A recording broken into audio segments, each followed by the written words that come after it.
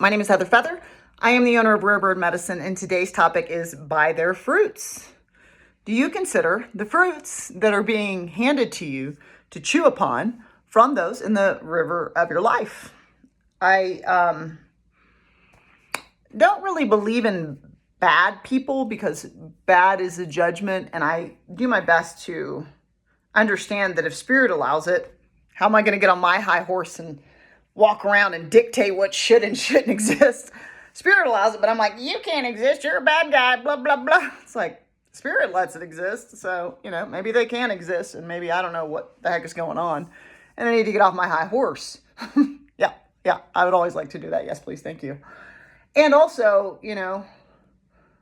I do like to weigh in on what fruits is someone handing me, because there are serial killers, there are murderers, there are rapists, there are users, there are abusers, there are manipulators. There is shadow and there is light. The moon has always chased the sun, right? And so we don't come into a realm of duality without having that which some people just like, I can only hear positive, and I get it. Consciousness is powerful. And so let's align this arrow towards the target we are aiming to hit the bullseye on. And yes, I think that the mind is a powerful thing, and there's great virtue in aligning it towards the silver lining. Heather's done that her whole life. Find the silver lining, find the grace, find the excitation. There's always something good, even in a challenging hour. That's so my Sag spirit. If you're a fire sign, you're playful and you like to clown and you like to joke around and you like to stay positive. And I do. I love it. I can't wait. And a lot of my journey has been about accepting and embracing the shadow side of life. There is a shadow side to life. There's a shadow side to myself. There is a shadow side to you. You are not performing at 100 light of love every day, every breath. Nope. And I haven't met a two-legged that is or does. Even the self, even myself that has a daily intent to be love-informed, to be unconditionally loving. I fail my aim often. And part of the way I can fail that aim is by not being authentic. And authentic includes really acknowledging all that is present and then choosing with my powerful mind what direction I want to go in relationship to the all that is present. And part of the all that is present, part of the all that Heather's had the grace of experiencing in this life, because I really wanted to evolve.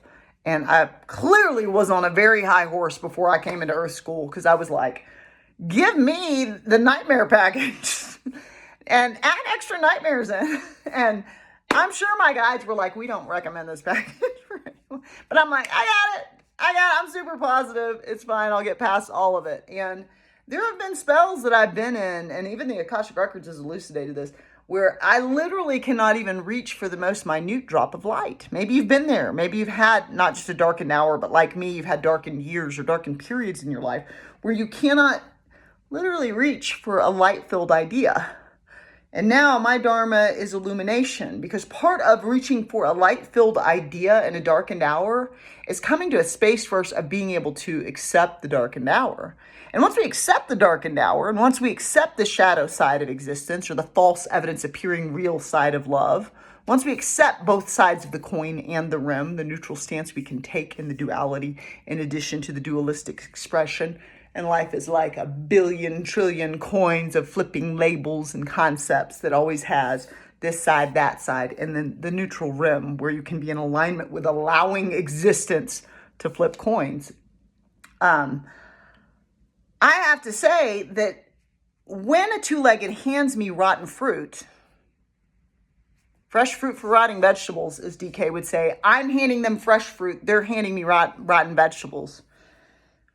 I get it. I get it. Like, sometimes I'm not handing fresh fruit either. I get it. Sorry about that you're in that circumstance where this is what you have to offer is rotten vegetables. And it's my duty to recognize and understand, I don't really eat rotten vegetables. This is not the fruit I choose to chew upon. No, thank you. You can take your rotten tomatoes on out of here. No, thank you. No, thank you. It's not in alignment with what I seek. I'm sacred. And I am perfectly capable of enjoying myself, my offerings, the books of others, and the knowledge of others And I can live a life completely alone, and I don't choose to because so many in this world are offering fresh fruit. They're offering something with some meat on the bones. They're offering you, even if somebody is offering you poison, they're offering you the opportunity to evolve. For me, because I'm halfway through my life and that window and that door, if you will, of life is closing, and eventually I'll be dead. Death coming like a freight train. I'll be dead in a blink of an eye.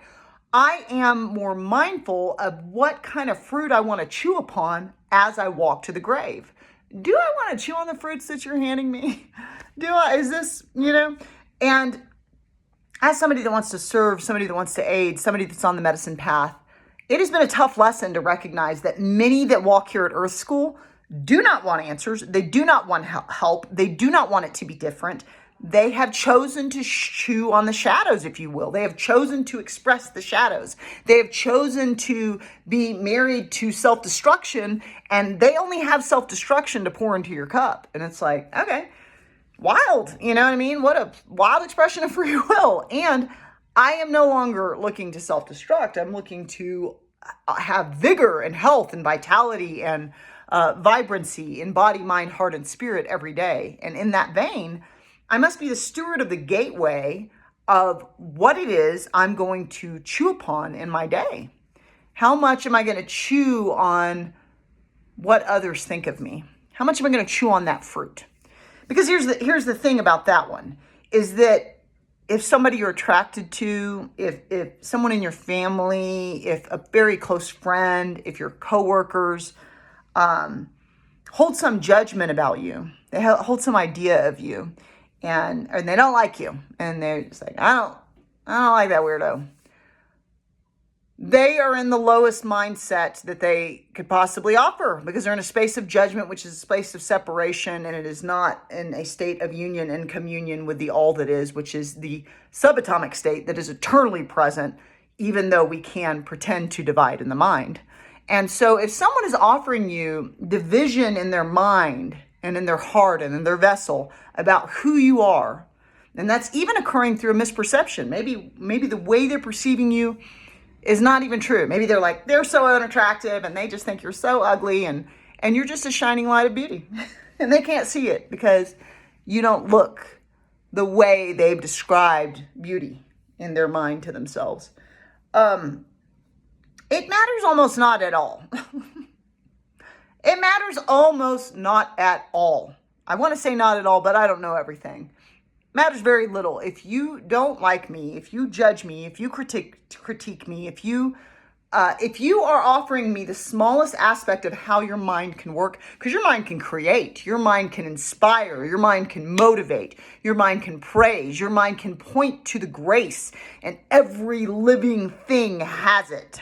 And so you could be the content of character of being that is able to constantly look for the grace. This is how Heather chooses to and continues to choose to, after a long trepidatious journey through her life, to look at people is I look for the silver lining. I look for the grace. The challenge that's offered me in relationship is oftentimes I'm looking at the more spiritual or exalted aspects of a person, while in the real world, they're handing me rotten fruit. And I'm just going, this is terrible. But I do see the light you are underneath this rotten fruit you keep throwing in my basket, And so I've had to recognize, like, if you just want to engage on a meal of rotten fruit, that is not the fruit I consume. I don't judge you. I'm not better than you. I don't know better than you. I don't need to teach you. I don't need to educate you. You didn't ask for my advice. And I also am the steward of where I roam. So I also can go, yeah, I'm going to walk away from this because this feels like rotten fruit. It energetically feels like rotten fruit. It smells like rotten fruit. It tastes like rotten fruit. It sounds like rotten fruit hitting the ground when you enter the room. This is rotten fruit that you're handing me. There's nothing born of it.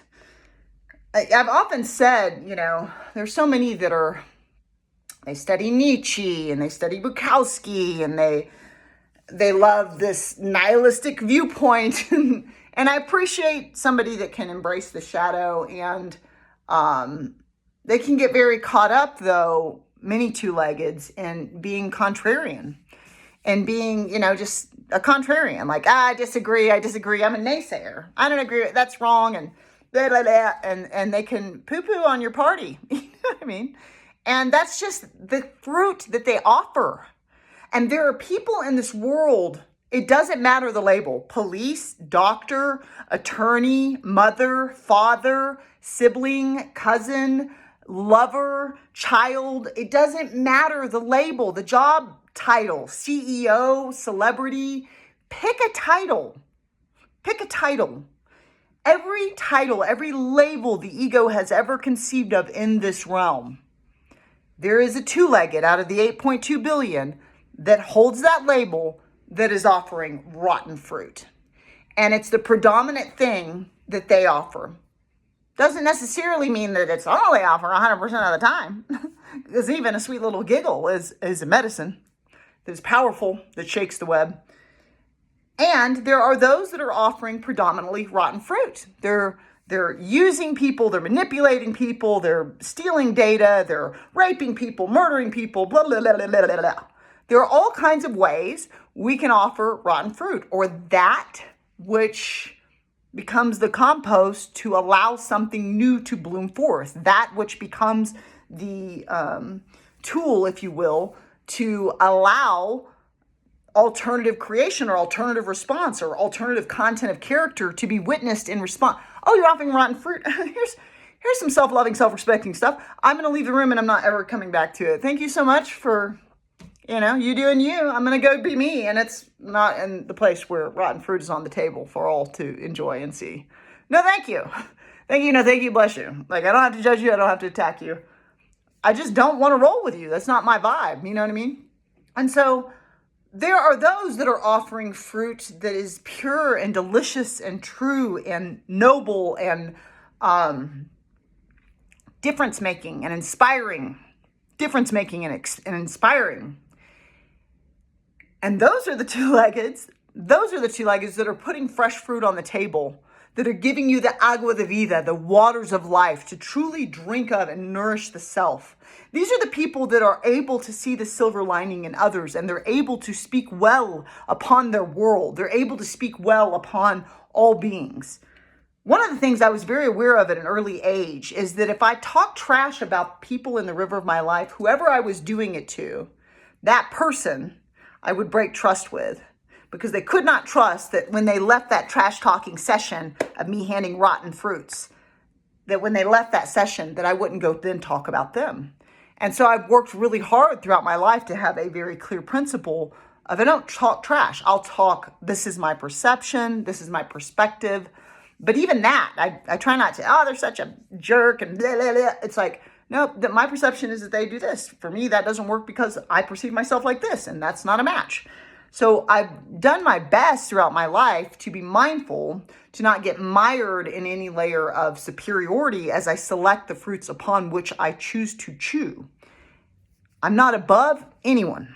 I'm not above a serial killer. I'm not above freaking Pol Pot. I'm not above anyone. We are all given an opportunity to come into a life and make decisions. And some of those decisions are flinging rotten fruit out into the world and giving people the opportunity to evolve from it. And some of those beings that come into Earth School are flinging fresh fruit and water of life and that which serves the highest production. And they are offering us inspiration to be the fullness of what we have access to in our being. Is there anyone in the river of your life that you are chewing on rotten fruits from their offering? That what comes out of their mouth feels like a poison being poured into your ear, What they would have you look upon is like a poison to the spirit, you know what I mean? What they would have you chew upon is like a poison to the vessel,